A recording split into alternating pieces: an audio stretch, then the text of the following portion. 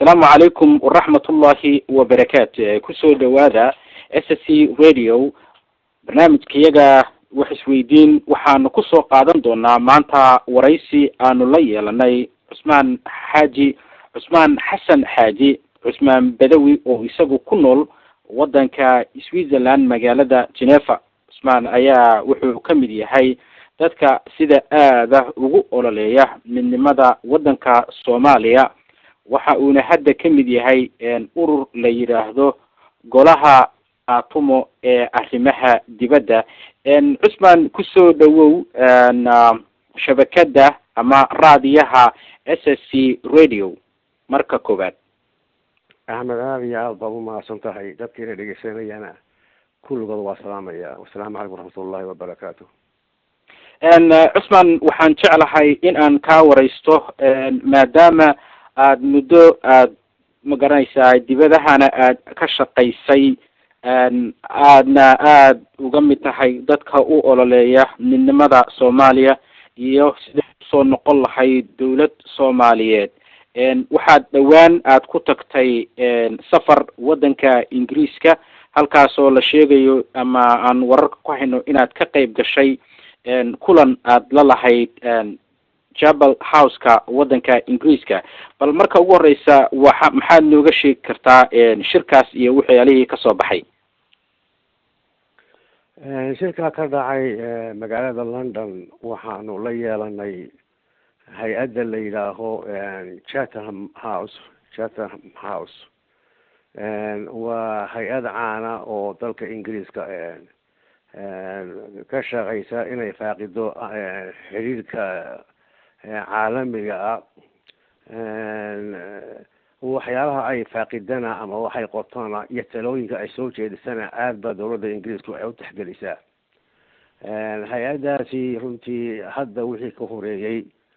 marka loo soo jeesto Soomaaliya khaas ahaan waqooyiga waxaa hadda kahor qandaraas iskaga haystay nimanka ama maamulka Somaliland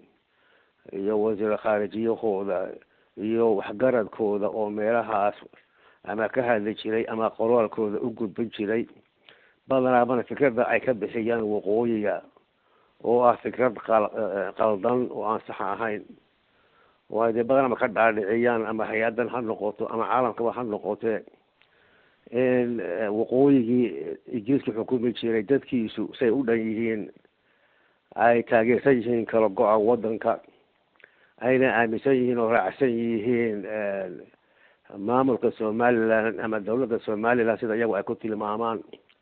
dowladdaasina ay tahay dowlad masasha qabaa'ilka waqooyiga oo dhan oo qabiil kastaaba uu ka muuqdo. sawirka caynkaas ayaa meelo badan oo caalamka ay ka dhaadhiciyaan oo ay ka mid tahay hay-adan.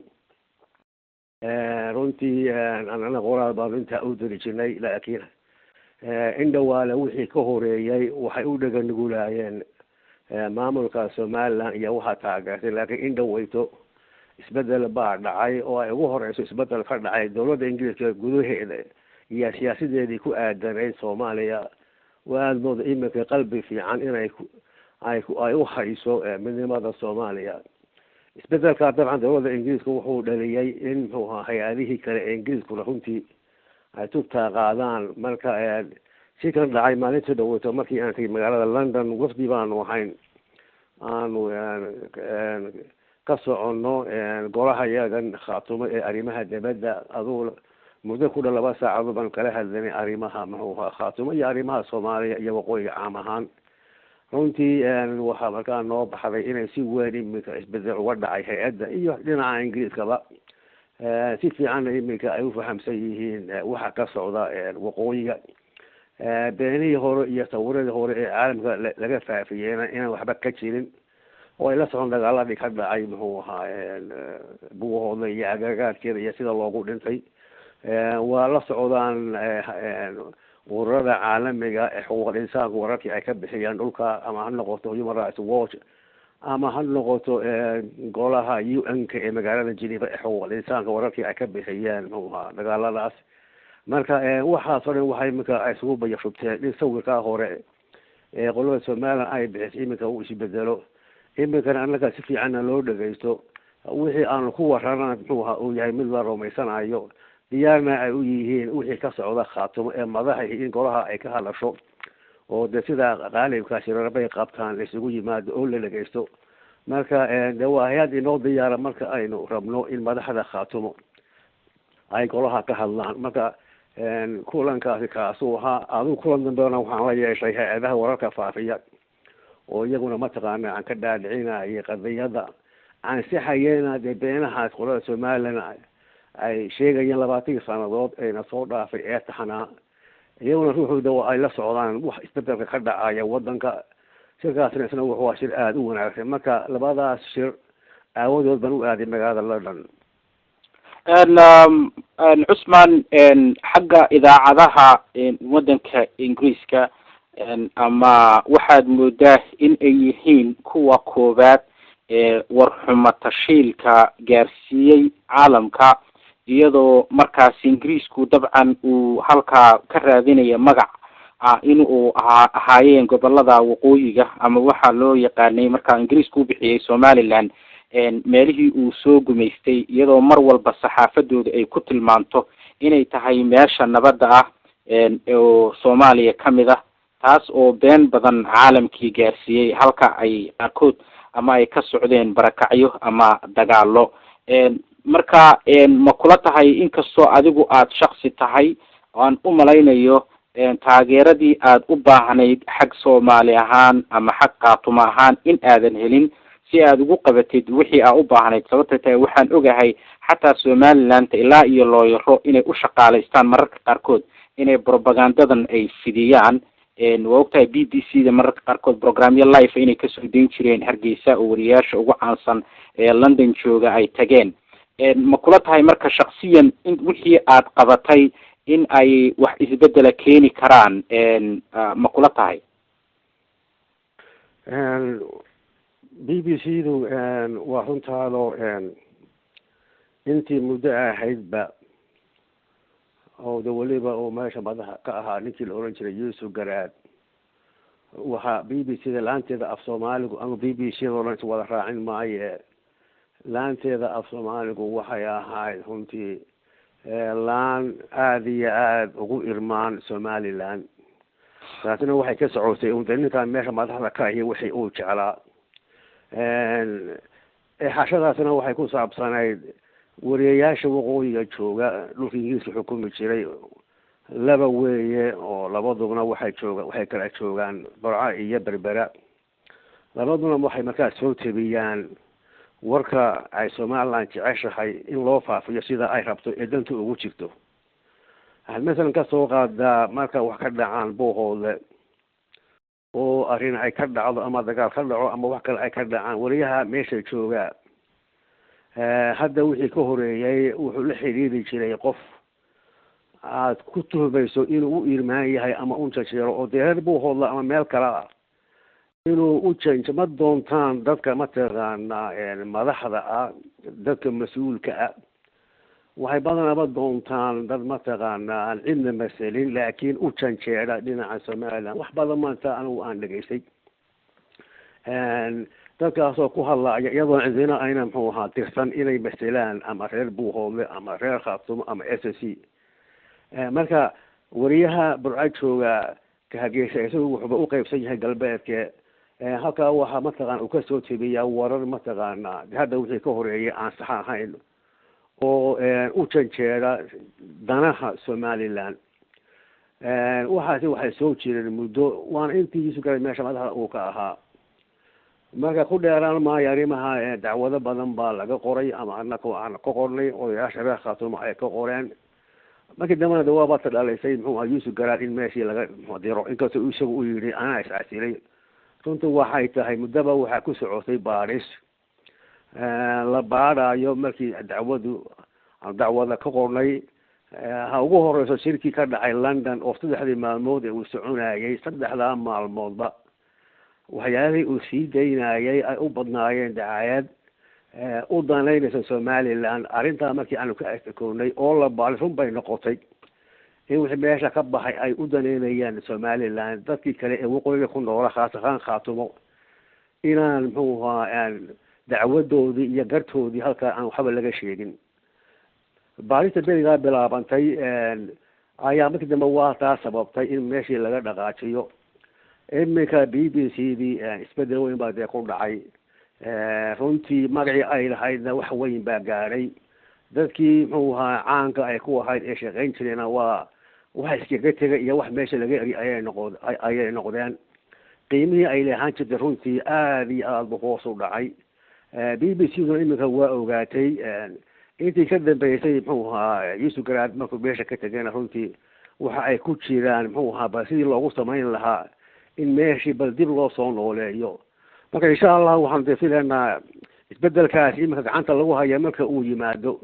in madax cusub muxuu ahaa meesha loo dhiibi doono. aan u malaynayo inay noqon doonaan dad aan Soomaali ahayn. marka waxaan bal ka dhul sugaynaa isbedelka imaan doona iyo arrimahaasi marka ay dhamaadaan. laakiin runtii haddaanu nahay golaha khaatumo arrimahaas muxuu ahaa waxaanu ka geysanay dadaal xoog leh. waxaana ilaahay mahadiya aanu maanta ku mahadnaqaynaa in tacabkii meesha naga gal iyo hawshii midhaheedii aanu aragnay. cusmaan waxaan filayaa aan shaksiyan haddaan kusoo noqdo yuusuf garaad in yuusuf garaad uu kamid ahaa dadkii isu sharaxay jagada madaxweynenimada wadanka Soomaaliya. hase ahaatee week baan u malaynayaa iyo 2 week ka bacdi markii ay dhamaatay doorashooyinkii ka socday magaalada Muqdisho waxa uu ka degay Hargeysa oo ay saxaafadaha qaarkood isla markiiba ay arrimaha ay wax ka qoreen. haddaan shakhsiyan aan ku weydiiyo yuusuf garaad waxa uu ka soo jeedaa Soomaalida koonfur degan. dad badan oo dadka Soomaaliyeed ee koonfur deganna waxa ay rabaan midnimada Soomaaliya oo way ka soo horjeedaan kala goynta Soomaaliya. waa maxay marka yuusuf garaad ahaan waxa ku kalifaya waxyaalaha noocan oo kala ah wax musuqmaasuqa jiro la xiriira xagga dhaqaalaha in dhaqaale lagu siiyay arrimaha ma waxaa jira inuu isiri si ay Ingiriiska sheekadan wata ee kugu dalacsiiyaan haddana Ingiriisku asaga naftigiisa fikirkiisa uu arkay dhibaatadan geeska Afrika ka taaganba inay tahay kala qaybsanaanta sida la aligeed ay taageereen midnimo Soomaaliyeed. waa maxay bay kula tahay waxa ugu weyn oo yuusuf garaad waday inuu propagandeeyo arrimahan dhibaatada u keensanaya midnimada Soomaaliya? Ahmed arrinta ma jeceli inaan ka jawaabo. anigu waxaan muxuu ahaa faaladeydii aan ku koobay in b b c du intii madaxda uu ka ahaa isbedel weyn uu ku dhacay oo xun in qiimihii ay lahaan jirtay uu hoos u dhacay in muxuu ahaa uu taageeri jiray Somaliland. Somalilandna waxay u taagan tahay kala go-a. marka qof uu taageerayo Somaliland marka waa qof taageeraya kala go-a Soomaaliya. arrimahan kale ee isaga ku saabsan ee muxuu shakhsiga ah anigu runtii ma jeceli inaan ka hadlo. taa waxaan u dhaafayaa Soomaalida laakiin waxaan ku koobnaanayaa intii muddada uu meesha joogay in b b c dana wax weyn uu gaadhay midnimada Soomaalidana wax weyn gaadhay oo de meesha wuxuu ka faafin jiray danaha kala go-a iyo Somaliland. insha Allah imika wixii ka dambeeyana muxuu hadee waxaan filayaa inay b b c sidoodii hore ku soo noqoto ummadda Soomaalida ay u shaqeyso magaceedana ay soo celiso midnimada Soomaalidana ma taqaana ilaa iyagu Soomaali maahe ha ka joogeen meel aan waxba yeelayn ha ahaadeen urur ama hay-ad b b c da oo ka shaqeysa shaqadeeda inay qabsato markana ay faafiso ummadana mataqaana wax dhiba iyo wax shidada ayna u keenin.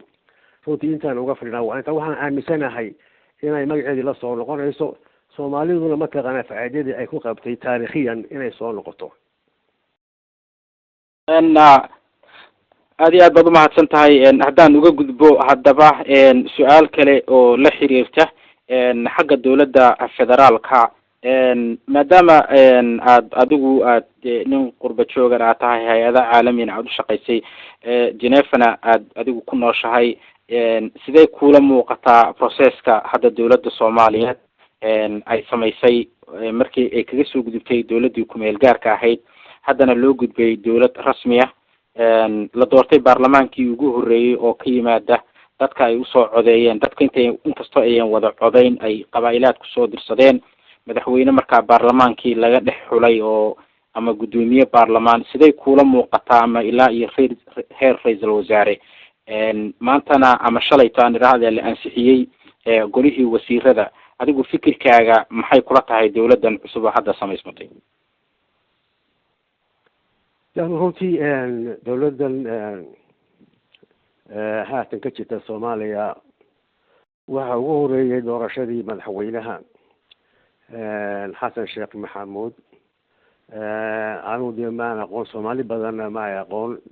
nin buu ahaa mas'uulka ah NGO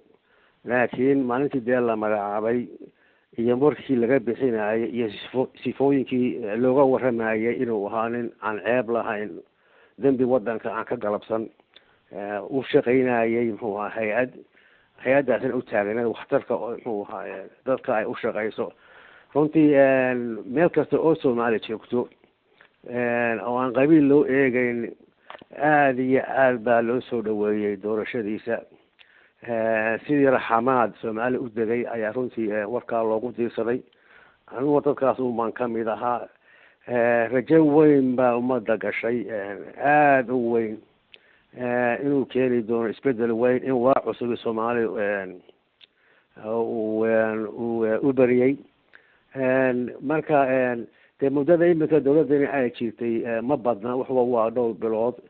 laakiin kulleyda imika waxaynu aragnaa tallaabooyin durba lagu dhaqaaqay oo kulley walwal xoog la gelinaya Soomaali ama ha noqoto madaxweynuhu sida uu shaqeeyo ama ha noqoto mataqaanaa dawladdan mataqaanaa isagu uu soo xushay inkastoo shaqada uu lahaa prime ministerku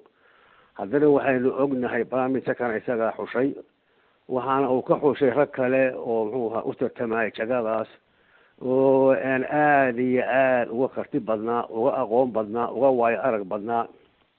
sababta prime ministerka loo xushana de kulley madaxweynaha un baa og laakiin waxaanu de Soomaalidu ay tuugsan tahay inuusan doonayn inuusan haynan muxuu ahaa waxqabad iyo karti iyo hufnaan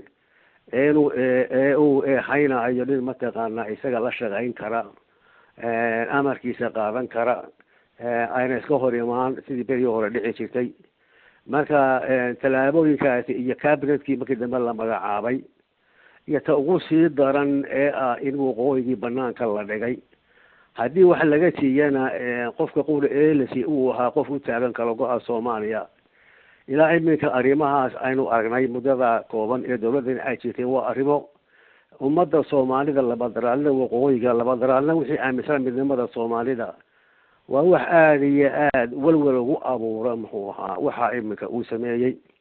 inuu isbedeli doono inuu sidan ku socon doono inuu qadari doono Allahu yaclam laakiin ilaa iminka waxaan u arkaa waa qadaro dibi dhal runtii dib baa loo liqay wixii markii hore dadku ay rajeynayeen insha allahu dhinaca xuyayna ka eegin insha allahu dee sidan waa soo dhaami doona waayo hadduu de sidaa ku wado an waxaan u arkaa godkii aynu ku jirnay markii hore ubanu dib ugu noqonayna taasina cidan uma aha taas waxaan u malaynayaa Cusman xoogaa walaac baad ka muujisay dawladda waxaan filayaa madaxweynahan hadda wadanka qabsaday kulley ma ahay nin horey siyaasadda ugu jiray waxa uuna ahaa nin la yiri waxa uu ka shaqeyn jiray dhinaca iyo waxbarashada iyo hay-adaha humanitarianka so dhib badan kulley iyo qaladaad badan waa laga yaabaa qofka bini aadanka inay ka dhacaan haddaan qaas ahaan aan wax kaa weydiiyo siday kuula muuqataa dawladda Soomaaliyeed inay gobolada maamul ayada ay u samayso te waxay kuula muuqataa in ay goboladu ay u madax banaan yihiin maamulkooda deegaanka inay ayagu samaystaan dawladduna ay ku taageerto waxaa jirta dood ku saabsan qaabka loo sameynayo maamul goboleed maamulada hadda Jubbaland bay ka taagan tahay dawladdu waxay leedahay waa in aan anagu maamul aan sameynaa sida aan gobolada kale ugu sameynay maamul dhulka al-shabaabka laga kiciyo dhan waxaa la sheegaa inay dawladdu leedahay anaga maamulka sameynayna halka jubbana ay leeyihiin annaga maamulka sameynan. adiga ahaan shakhsiyan haddaan ku weydiiyo ma dawladda xaq u leh inay u sameyso gobolada maamul mise ayaga dadka xaq u leh? runtii waxay ku xiran tahay aniga deeguma xidhne arrintani waxay u taallaa dastuurka Soomaaliya ay leedahay. dastuurka ay leedahayna waa dastuur federaaliya weeye. dastuurka aynu leenahayna dee wuxuu qeexayaa in goboladu laba iyo wixii ka badan ay xaq u leeyihiin maamulkooda inay samaystaan. Puntland maamul bay leedahay, Somaliland iyaba waa maamul inkastoo dawlad ay sheeganayaan, kuwa kala jira oo iyaguna maamulo samaystay. midna lama odhan muxuu ahaa ama wax hore waa ka kac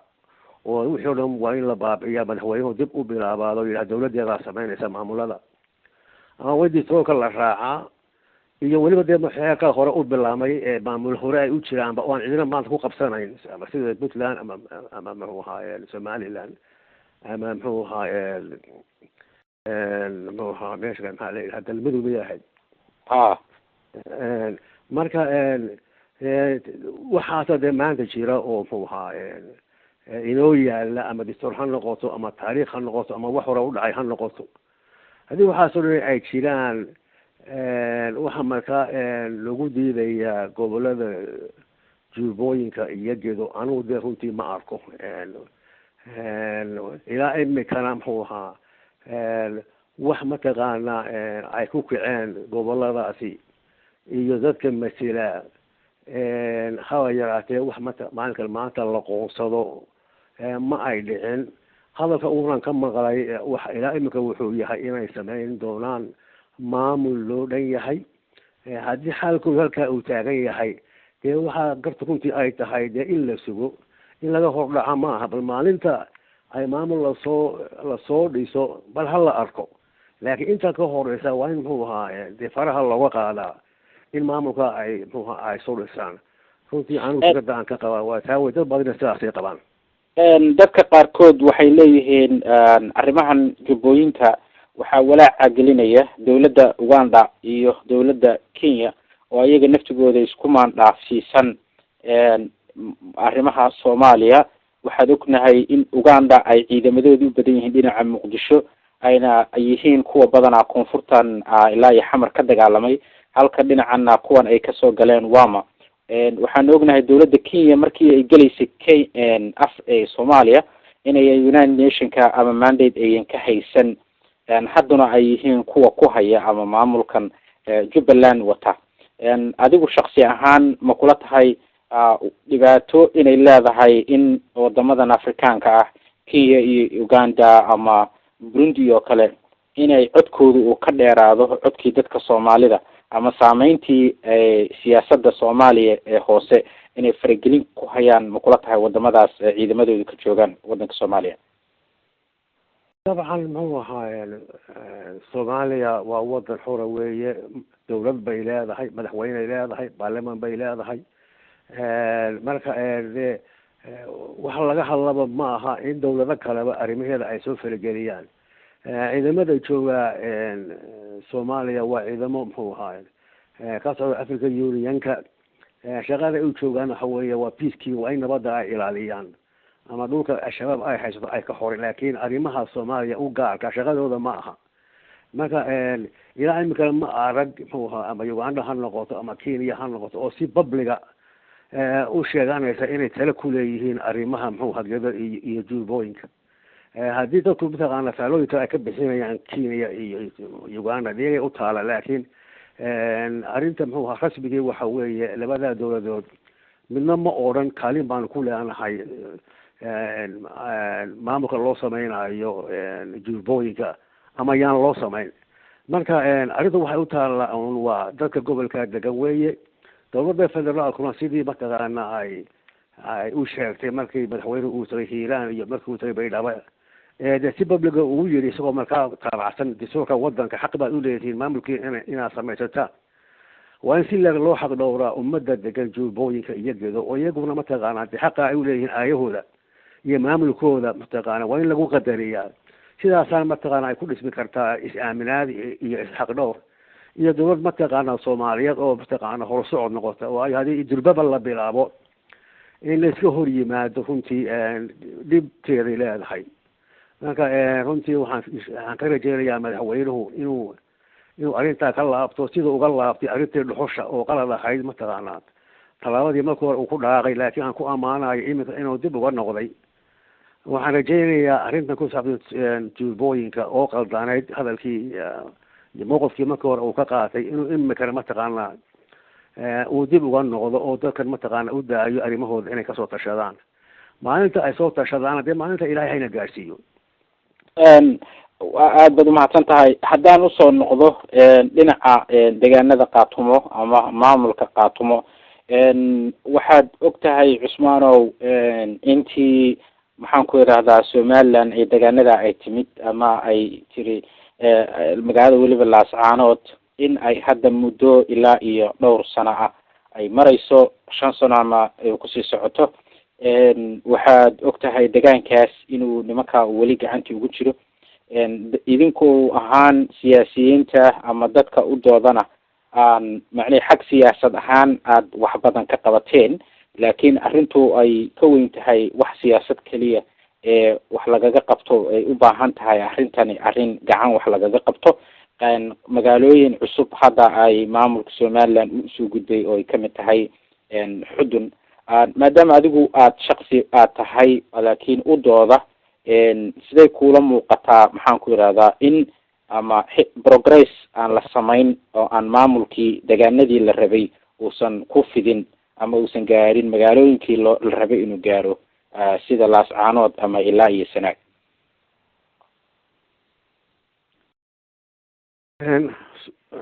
sidii hore aan u sheegay anagu haddaan nahay golaha qaatumo ama forumka arrimaha dibadda u qaybsan runtii arrimaha iyagu waxay ahaayeen arrimaha dibadda dabcan waa tii dee qaatumo la sameeyey ujeedada loo sameeyey waxay ahayd in ummadda reer qaatumo iyagoo kamid ah Soomaaliya in haddana mataqaana arrimahooda iyagu ay ka tashadaan sida gobolada kale ee Soomaaliya dabcan hawsha ugu weyn ee markaa taalay u baahanayd in muxuu ahaa lagu dhaqaaqa waxay ahayd ciidamadan beeleedka ka soo duulay muxuu ahaa Hargeysa ama nabad ha lagu saaro ama xoog ha lagu saaro in laga saaro muxuu ahaa dhulka qaatumo waxa ugu horeysa meesha ugu muhiimsan ay tahay xaruntii qaatumo ee Laascaanood arrintaasi arrin inoo taalay hadii ka soo annagu xiriirka dibadda aan u qaybsanayn deyntii qaatumo imika ay jirtana waxa uuna ahayd sanad muddo dheer runtii ma aha waayo xoreyntan iyo kulley muddo qaadata inta la abaabulayo arrimo kalena de waa inay soo darseen oo waxay noqotay arrimihii muxuu ahaa ka dhacay xamar doorashooyinkii waxaa kale inoo soo darsay markii qaatumo la sameeyey in muxuu ahaa dibadda muxuu ahaa itiraaf looga raadiyo in taageero looga raadiyo ama Soomaali gudaheed ha noqoto ama dibadda ha noqoto runtii dhinaca hawl fiican baa laga soo qabtay magaca qaatumo aad iyo aad maanta meel sare u gaaray haddii Soomaali gudaheeda uu yahay iyo haddii caalamkaba uu yahay waa dhaxal weyn weeye oo inoo yaala oo maanta la bartay qadaris weyna aynu ku leenahay laakiin in allaale inta mataqan dhulkeena la haysto oo xarunteeni la haysto qadarista iyo magaca aynu leenahay waa mid kala dhantaalan weeye mid beesu gaaraya maaha waayo waxaa lagu qiimeynayaa ama sida Puntland loo qiimeeyo ama Somaliland loo qiimeeyo ama Galmudug loo qiimeeyo waxa way dhulkiina ma ka talisan xaruntiina ma ka talisan ma ilaahu kama talino marka hawshaasi waa hawl inoo taala weeye runtii waana hawl maalinkan maanta haddii waqti mataqaana aynu jirnay sanad unbuu ahaa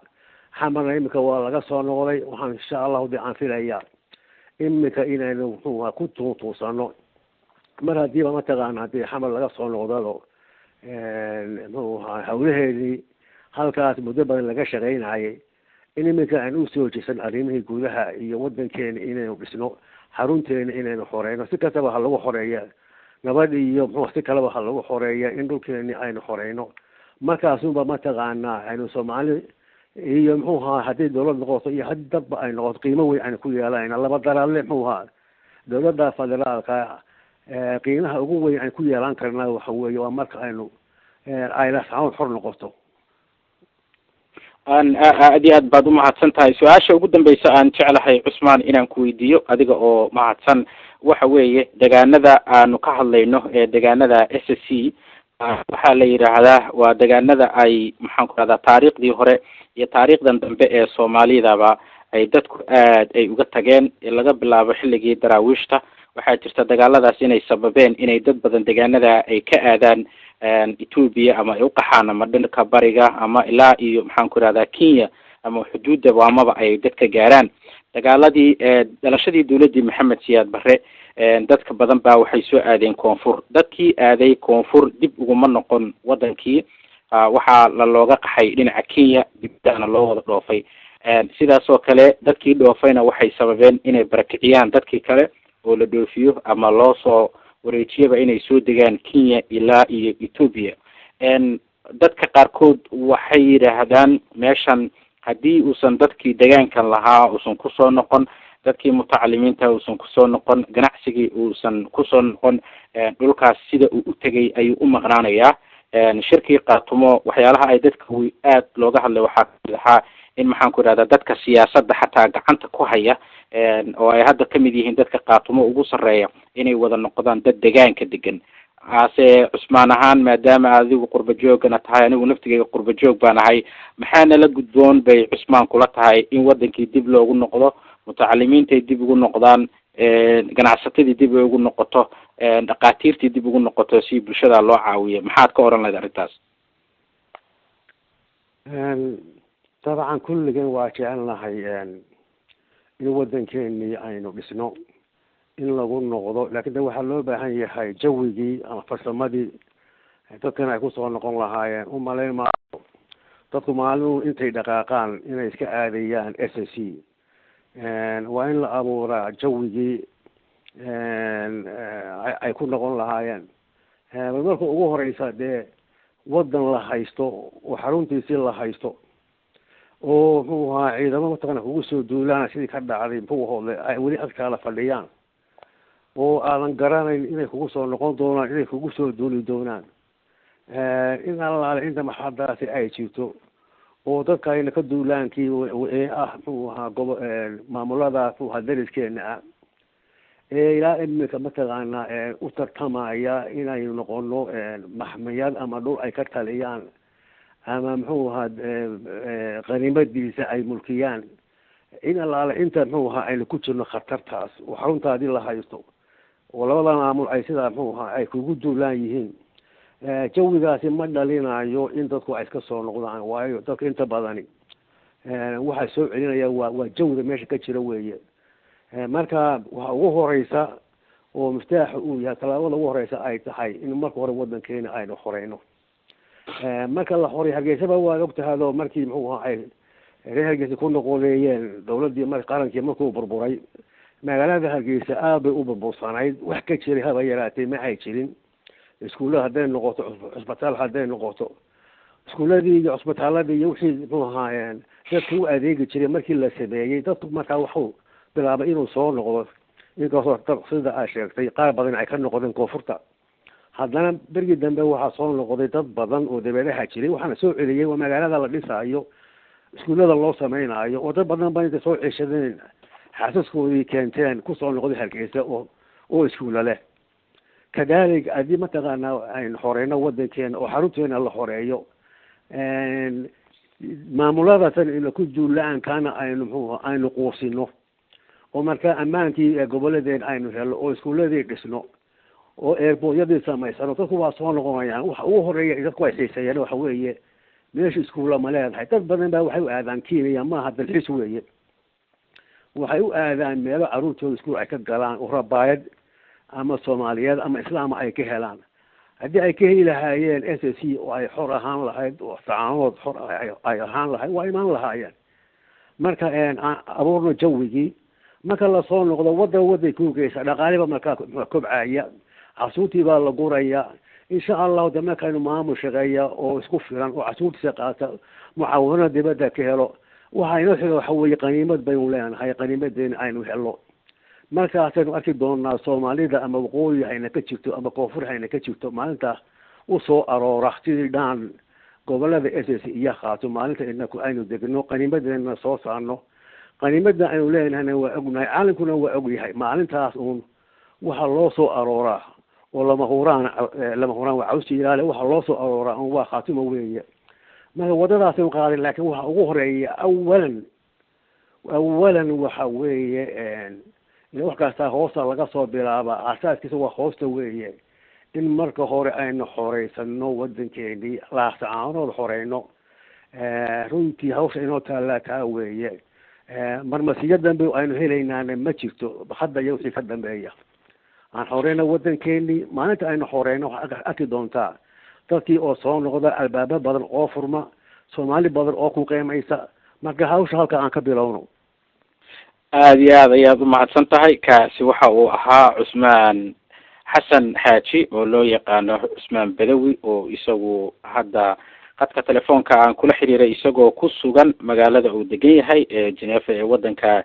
Switzerland. Cusmaan ayaa wuxuu kamid yahay sidaan hore idinku sheegayba golaha qaatumo ee arrimaha dibadda wuxuuna aada ugu ololeeyaa midnimada Soomaaliya. waxaana barnaamijkan idiin soo diyaarinayay aniga oo ah Axmed Laari. waxaad naga dhageysanaysaan SSC Radio. inta aanu barnaamijkan oo kale ku kulmay doono waxaan idin leenahay sidaas iyo nabadgelyo.